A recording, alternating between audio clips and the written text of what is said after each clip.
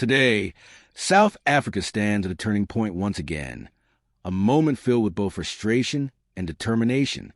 From bustling city centers to quiet rural towns, people are gathering under a single cry: stand up for South Africa.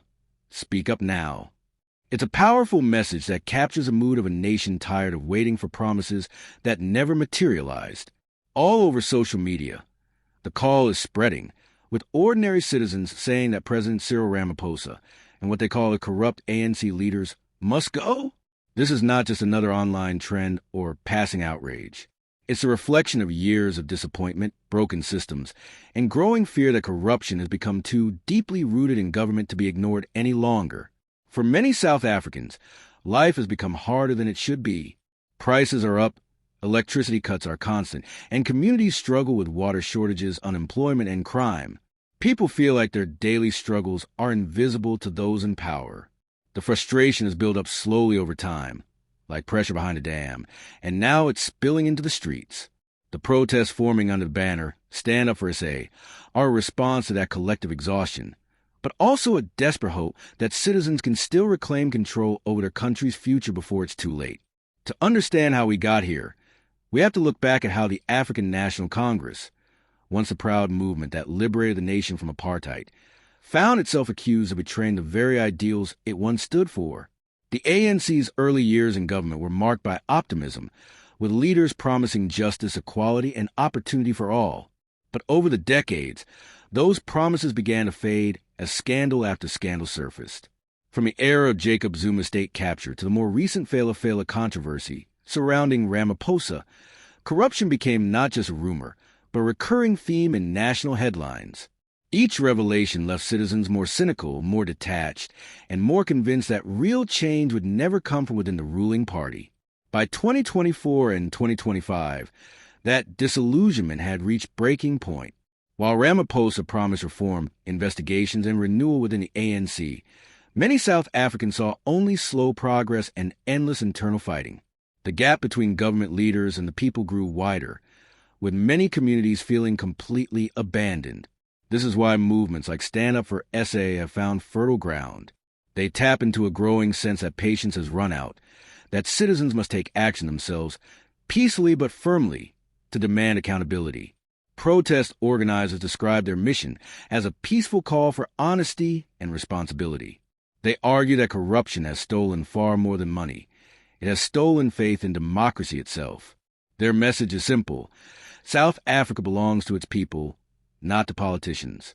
In their eyes, marches and protests are not acts of defiance, but acts of patriotism, a reminder to those in power that leadership is a privilege granted by the people, not a permanent entitlement. But the government sees it differently. Officials warn that unrest could destabilize the economy and scare away investors. They argue that true change must happen through elections, not street action. The tension between these two positions reflects a deeper divide in the nation's political soul. On one hand, the constitutional right to protest is sacred, a pillar of South Africa's democracy. On the other, authorities are responsible for maintaining order and preventing chaos. When protests turn violent, when roads are blocked or property is damaged, it's often the poorest citizens who suffer first. This delicate balance between expression and order is one of the toughest challenges facing the country today. In recent months, the government's response to protests has been mixed. While some officials have called for dialogue, others have taken a hard line, labeling protesters as troublemakers or political opportunists. But most South Africans know that behind every march is a real story: a family without income, a community without power or water, a school with no teachers, a clinic without medicine. These are not abstract issues. They are daily realities that drive people to the streets. The bigger question is what comes next. If Ramaphosa and the ANC leadership continue to lose public trust, the country could be heading toward a period of serious instability. Analysts warn that rising anger, mixed with unemployment and inequality, creates a perfect storm for unrest. Already, security agencies are on alert, and political groups are trying to use the moment to push their own agendas. But at its core, the Stand Up for SA movement is about something simpler. It's about dignity. It's about reminding leaders that ordinary South Africans have endured enough. There are, however, Lessons from the past that the country must not forget. South Africa has seen protests before that started with good intentions, but ended in chaos. When violence takes over, the real message gets lost. That's why community leaders are urging calm and discipline, asking protesters to remain peaceful and united. They say that real strength lies not in destruction but in persistence, in standing together without fear and without hate. Peaceful protest is not weakness. It's the highest form of democratic courage. The ANC, meanwhile, finds itself in a defensive position.